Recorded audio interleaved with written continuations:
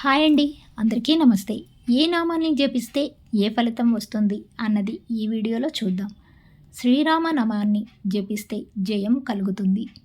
దామోదరుణ్ణి జపిస్తే సకల బంధముల నుంచి విముక్తి కలుగుతుంది. కేశవ అని స్మరిస్తే అనేక నేత్రవ్యాధులు మటుమాయమవుతాయి. నారాయణ అని జపిస్తే సకల సర్వగ్రహాల దోషాలు సమసిపోతాయి.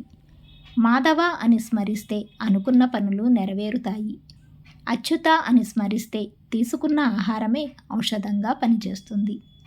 నరసింహ అని స్మరిస్తే మీ శత్రువులపై మీదే విజయం అవుతుంది.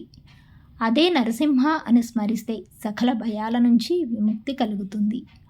గోవింద అని స్మరిస్తే సకల పాపాల నుంచి విముక్తి కలుగుతుంది.